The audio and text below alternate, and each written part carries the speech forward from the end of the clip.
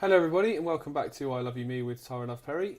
Today this is episode 5 and we're going to be looking at step 4 of the 7 steps to transformational self-love.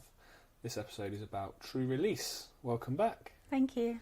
So true release, do you want to talk us through what you mean by that? Well, it's a bit like if you've been holding on to something for a really long time and it's not working out for you, would now be a good time to move on? Would now be a good time to heal it? Yep. But I think when people think about release, you know, they might think about going for a jog or maybe having a good cry or a good yell or maybe even just, you know, let it go, block. And it's somehow magically gone just because you've said, yes, I'll let it go. Yeah. You know, when you say, mate, just let it go. Yeah, if it's that easy then. Yeah. If it was that easy and people really did let it go, then I don't think we'd be in the mess that we're in right now. No, we wouldn't be. People wouldn't be as sick and messed up as they are if it was really let go of. And people say as well that time heals. I see energy, right? I can see a person's mental, emotional, physical, spiritual energy. And I don't see time as something that, you know, heals anything. What I see is that somebody's put a barrier to it or has tried to put a lid on something. And just because you've got a lid on it doesn't mean that after a little while what you've put a lid on is going to disappear. It just means that you're going to have to keep putting more lids on top of it to keep it down, to keep it suppressed. Yeah.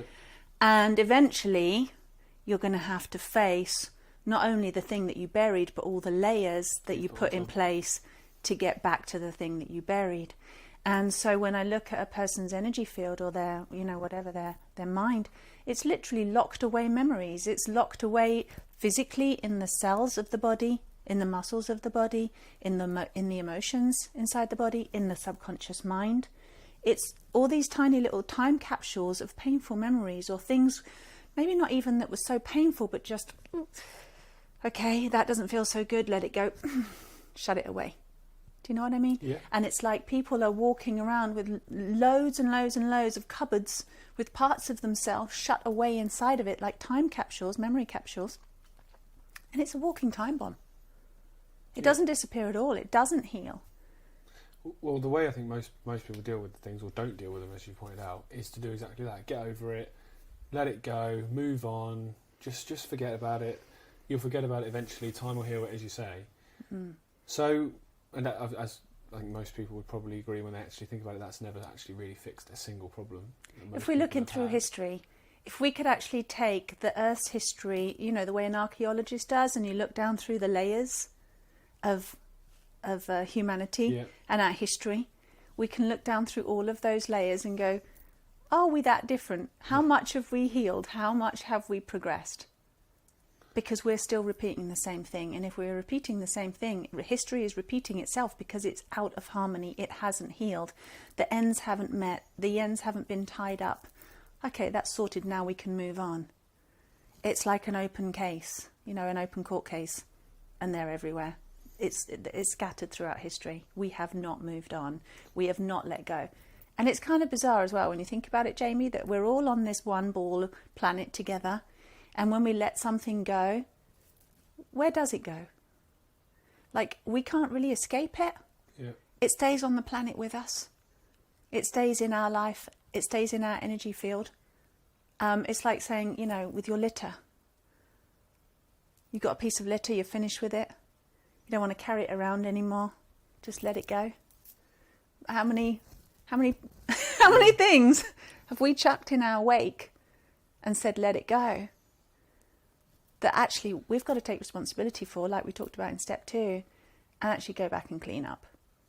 Yeah, that makes a lot of sense. We're doing it physically, emotionally, mentally. We're doing it on all levels.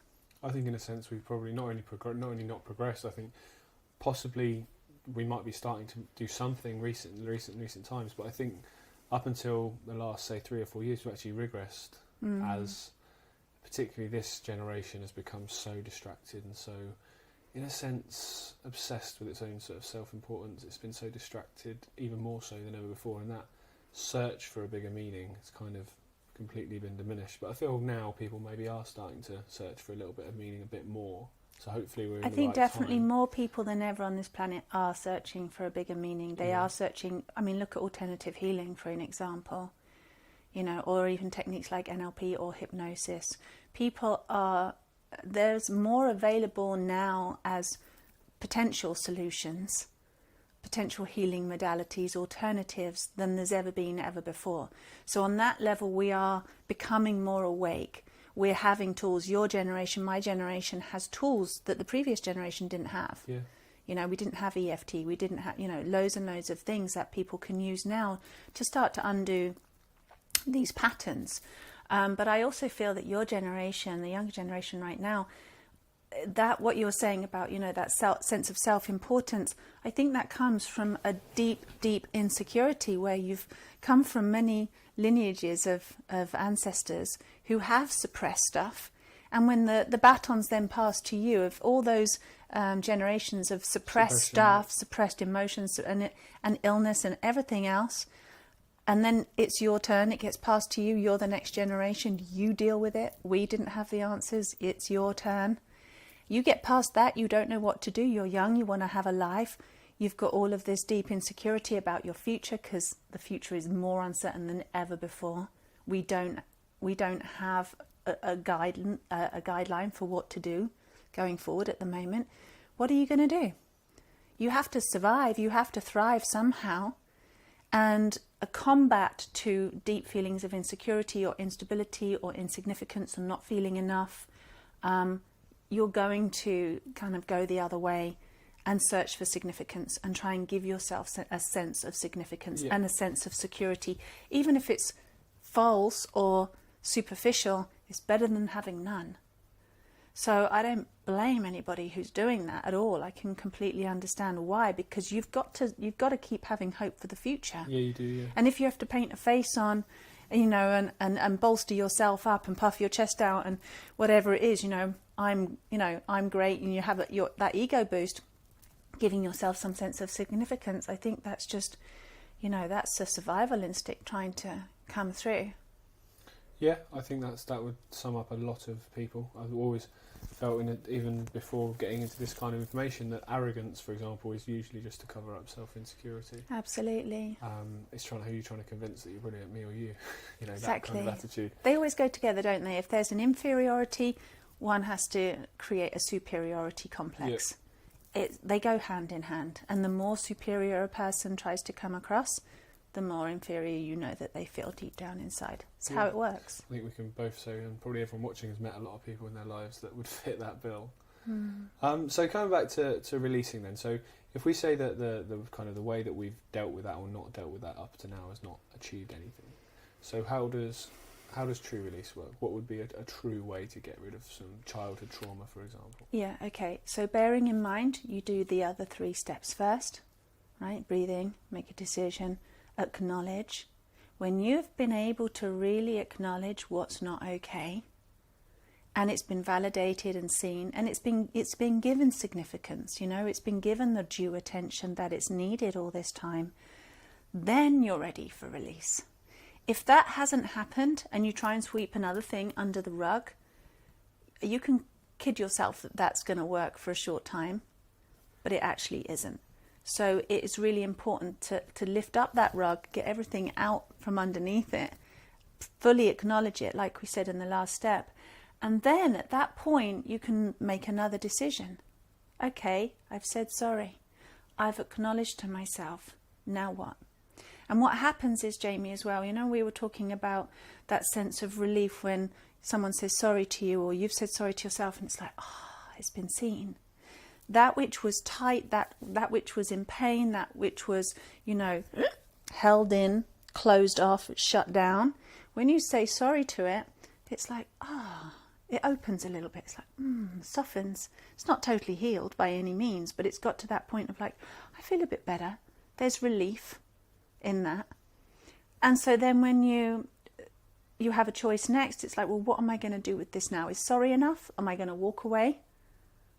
I've seen it, I've witnessed it, that's enough. It's that kind of attitude. Yeah. Or do you want to take it to the next level? Do you really want to heal? Do you really want to transform this? Because if you do, you have this opportunity here. Because as well, what we have to remember is absolutely everything is energy. Whether it presents as dense and physical, or mental energy, emotional energy, or spiritual energy, whatever it is, it's still energy. And energy follows certain rules. So when you say sorry to something, it's that magic word that allows something to open up. And then when you're ready to make that decision, it can be like, right, what do I want to do with this energy that's been locked into pain all this time? And what would I like to transform it into? Right? So you have that choice, and there's, okay, again, would I like to just walk away from this and that's enough? Or would I like to continue choosing love? Would I like to love myself more right now? Would I like to be even more, in a higher state, in a clearer state, in a more healed and whole space of living, state of living? And so at that point, you have to get even more humble, even more real. And these words, please forgive me, come in. And to ask for forgiveness, not grant forgiveness, because I am more superior than you. Yep. And I am more righteous and I'm more right, and I'm right and you're the perpetrator, so I'm granting you forgiveness. It's not about that. It's about, we're talking self-love again, right? So it's that, please forgive me, that I haven't seen you, that I haven't been able to meet you, that I haven't been able to fully acknowledge and deeply validate your pain before, ever. And because you've been waiting all this time. Yep. Please forgive me. And that forgiveness is such a humbling statement, and it's deliberately designed that way. Not humble so as to make you feel shit and less than and, unworthy and, again, like it's your fault. But humble so that the next thing can come in, which is love. Because love needs humility. Love is not an ego thing. It's a pure heart thing. So we have to put ourselves in that state ready to receive the love that wants to come in.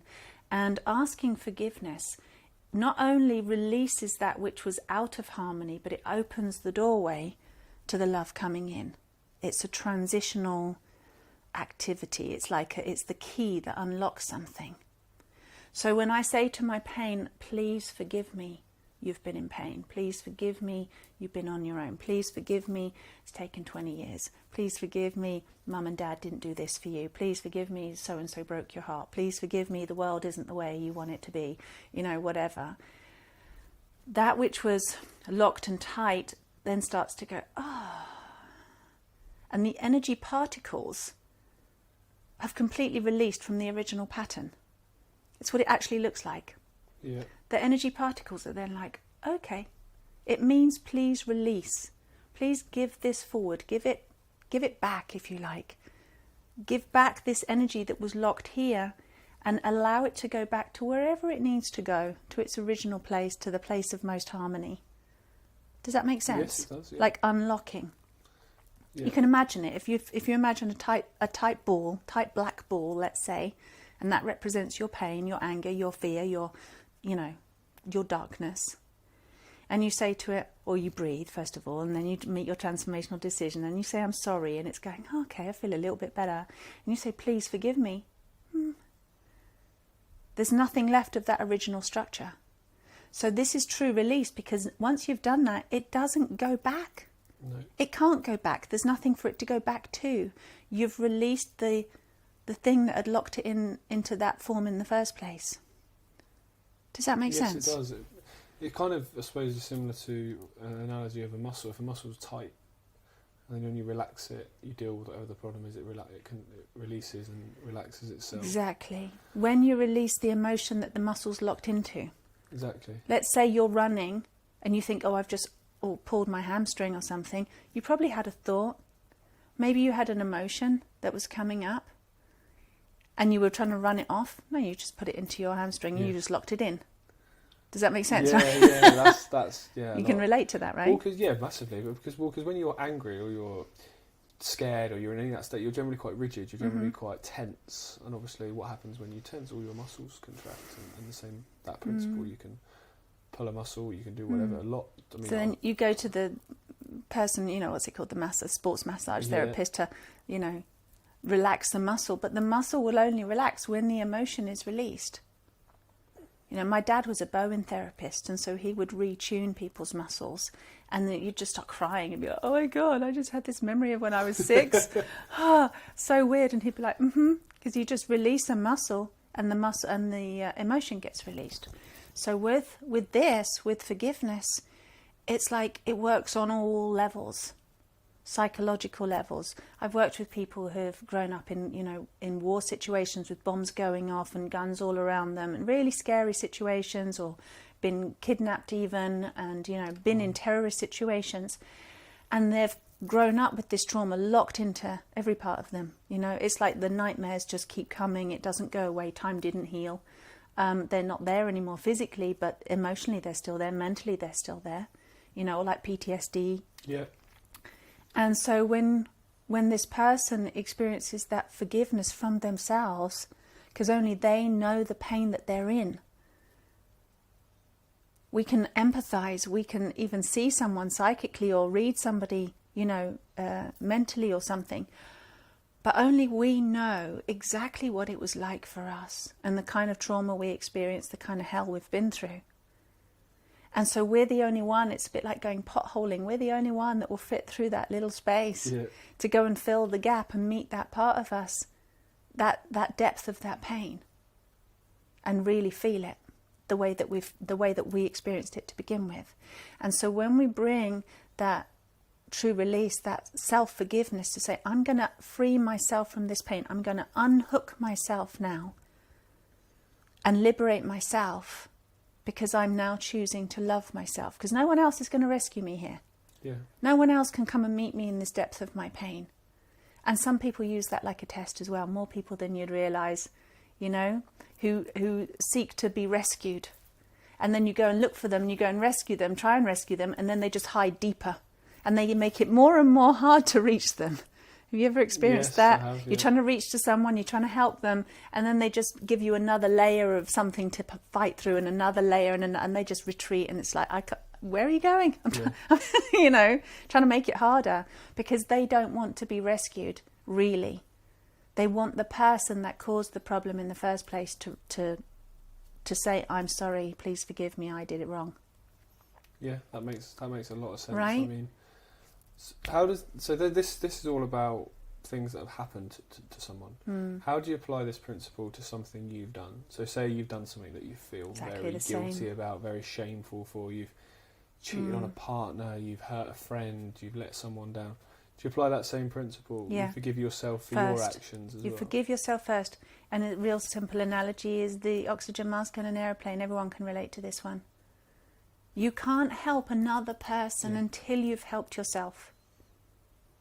Put on your own mask before helping others. Exactly. Yeah. You breathe, you get clear, you get conscious, and by doing that, please forgive me, please forgive me if I feel so guilty, whatever. You have that conversation out loud, and it's really important that this whole self-love is a conversation that you've been waiting all your life for somebody else to have with you. Yeah. Right? You have to have the conversation, and we have to have the conversation because we need to hear things said out loud.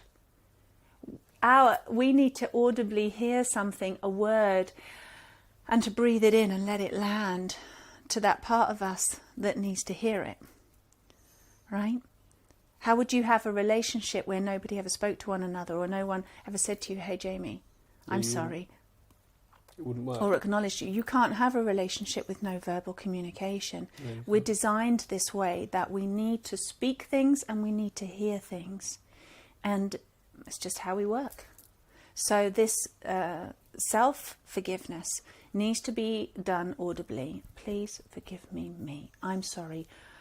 I let you down. I did something that was against what I really wanted to do. And what happens is when we start to say, please forgive me, we're actually liberating ourselves, not just from what seems like the superficial problem that's presenting on the surface at that moment. It also very, very quickly gets to the actual original cause. So you cheat on somebody, for example, that's not the real thing that's happened. You've got a pain somewhere deeper down inside of you, another situation that's caused, exactly. You're acting something out which needs to come to the surface for you to realize it so that you can heal it. And because every single thing in this universe, energetically speaking, is designed to come back into harmony. Like a spring that you compress, it needs to come back to its original shape. Everything's self-healing, isn't it? Everything. It's designed in the universe that way. We need completion. We need wholeness because we come from wholeness. We are wholeness. Actually, it's just that we're not experiencing it that way. And our experiencing makes an imprint, our perception makes an imprint over, the original state of being. And so that original state of being, that wholeness, is always trying to, rectify, to come back to itself. Does that make sense? Yes. So pain is always, has a shelf life. It always has a certain limitation where it can only stay in that state for so long. It's always trying to liberate itself, to come back to harmony. And so it's always presenting itself to us again and again and again and again. And it's just up to us to recognize it and say, okay, there's a problem here, right? Let me pay attention. So the surface problem might be, I'm feeling pain because I did something terrible in my relationship. But you know that it's deeper than that. And so the moment you start to do this, I'm sorry, please forgive me, you very, very quickly, without self-analyzing, without hypnosis, without taking any substances to put you in that lucid state, you very immediately and quickly get to the absolute cause of the problem in the first place. Which is something that invariably most people don't do. Most people's lives go in cycles where they'll continue to make the same mistake over and over again. How many women that are in abusive relationships are in 2, 3, 4, 5, 6 and they keep making the same mistake because you don't firstly probably connect with yourself and acknowledge that actually maybe you're attracting these people to you because of X, Y and Z and then let it go. Yeah, they believe that they're worth that. Yeah, and the same the other way around. How many people make mistakes in their life? I mean, I think it's quite conservatively say that nobody watching this video, including us two, has ever not made a mistake. Ever not made something that if you had the same situation again, you'd do differently. No, totally. Maybe you hurt somebody, not on purpose, or maybe on purpose in some cases, but... And even that is a cry for help. It is. To hurt somebody. When people are, bad guys always tell you why they're doing it. Don't they? And how many people beat themselves up for their whole lives because of a mistake they made? Or something they did wrong, when... Yeah, you might have hurt someone, but that person's probably done something that they regret. They've probably hurt somebody else. And again, we're just following in the footsteps of our forefathers, and the adults around us that shaped us. We're copying behaviour. I actually had a lot of abusive relationships in my life. I was that person who really did not understand how I could love myself. Right. I thought I was extremely unlovable. And I went into abusive relationship after another, different kinds of abuse, thinking that I'd changed because I'd thought, okay, no, I've done that, I won't do it again. And just deciding that is not a transformational decision. It's like, no, because you haven't fully understood what you're really doing, what's really going on. You can't, this is just superficial level. You've got other deeper currents going on underneath that guide us in those paths and attract to us what's not. We attract what we are, essentially, so that we can see ourselves in a mirror, so that we can have a conscious awakening, so that we can then liberate ourselves and transform the energy, transform the ties between us, the hooks and the relationships that we have, that codependency that we talked about, and liberate one another from that. So when you've been able to liberate yourself from something, you have a much clearer understanding of why you've done that in the first place and what your real intention is and how you really feel, because you've come back to love, you've come back to an understanding. And then that's a beautiful place to come back to another person that's connected in that relationship and be able to say to them, I'm really sorry, please forgive me. And what you're saying when you say please forgive me, it could be please forgive me that me to my attacker, for example, or me to my abuser in that relationship. Please forgive me. I actually blamed you for my lack of self-worth. I blamed you. I made it your fault. I became your victim. Yeah. Right? And I blamed you because every attacker also feels like a victim and every victim also is an attacker, is an aggressor. We play both roles. Yeah. Right? So, to actually come, and I've done this, come back to someone and say, please forgive me. Actually, I made you out to be the bad guy, made you out to be the one that at fault. I put myself there. And I also, realize my own things, the games that I was playing subconsciously that I did not realize consciously. I didn't deserve to be loved and whatever. I asked for forgiveness because I'm unhooking myself from an unharmonious relationship with that person. You're removing that connection. I'm taking responsibility for my well-being. I can't change another person. And anybody who's ever tried changing somebody else to make them happier, you know it's a complete stupid thing to do. It's never going to work. Well, we were saying last night, weren't we, about money, and money can enrich what you've already got. But if it defines something in your life that you don't already have, then you're not going to be happy. Same with a relationship. If you're feeling confident and comfortable within yourself and connected, then you have a relationship with somebody the same, that can enrich that positivity you're already feeling. But if you're in a relationship of codependency, which I think most relationships probably are codependent. If we're really honest, yes. Where you're looking for that person to save you or to give you that validation or to give you that happiness, then that's never going to work. To fill in the holes. Yeah, it's never going to work. Just somebody to come and save you, that's never going to work. And it's recognising those are my holes. Yes. Right, they're your holes. And we got in a mess, and it's not actually your fault or my fault. And take the whole fault thing out. Because people are hooked onto that one. Yeah. But how can you ask forgiveness from the person who abused you? How can you ask, forgiveness? What they should be saying to you, please forgive me. Well, you could be waiting a really long time for that to happen, or that you could die and it will never have happened, and then you just carry it on to your next life. Trust me, that happens. Right? And we end up coming back round and meeting the same souls, different face, different body, same soul, to recreate the same situations again, or similar scenarios, so that connection can be healed. Because energy cannot remain in disharmony. It has to keep presenting until we become conscious enough to resolve it. So if it's not done in one lifetime, it will have to get done in the next. There is no escape. You can't just die and get out of it. Unfortunately, and people do think that sometimes that is the only way out. They do. And it really isn't. Unfortunately, it's not. So once you've, breathing. Yeah. So once you've done, if you've had a true release, what's the overwhelming feeling you should be having once you've done that kind of release? Definitely. Well, whatever it takes for releasing. I mean, just breathing. Breathing will release you. Like I said, it's like being able to breathe deep into the soul. Let's go back to this energy ball here. Yeah. And you've said the sorry part, and you start to say, please forgive me. It kind of opens up a bit more, and you breathe it in. You're breathing in the awareness, and you're breathing in the words into that part of your body. Let's say it's here or here.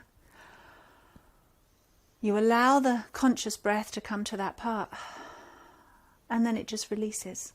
It just undoes, releases old energy, releases old memory. And the reason we also do it with an open mouth, right? I'm doing it deliberately like this. It's not breathing in the pain, breathing out the pain, like poison, like you could suck it in, spit it out. It doesn't really work like that, because we get our head locked into, I'm pushing away the pain from myself. And what I see is that the moment they go and breathe back in again, that which they've, tried to release, they just breathe it right back in again. Because their head is still locked into it. They haven't released it up here. They're trying to do it. And this is the beautiful thing. It's like when we allow ourselves to just open, and the breath, that in divine intelligence that I was talking about in step 1, we just allow it to come in. We remember that we receive breath. We don't do it. We're not the engineers of our breathing, right? It happens to us. That again is humbling, right? It's this humility that allows us to open. It's the receiving of the breath that allows us to open, trusting life to come in and put everything back the way it's meant to go. Like the ocean washes up on the shore, cleans the beach, brings everything back into the ocean and self-cleans. It's a bit like that. Yeah. So we allow the breath. And yes, of course, when old energies are released, tears will come. Usually it's tears, but it's also words. It's like cleaning out with all of the words. Please forgive me, that you felt. Please forgive me, that this didn't happen, or that happened, or that. It's airing those feelings. It's naming it, right? Naming it, that what happened. or what wants to be released, and trusting the breath. It's really, really actually very simple. Perfect. That's a nice way to end that episode. And you mentioned just before about feeling unlovable. Well, we're going to touch on that in this next episode. Yeah. We'll talk about, is love the kind of the be all and end all of everything? So we're going to look at that in this next episode on part 5 of the 7 steps to transformational self-love. So we'll see you next time.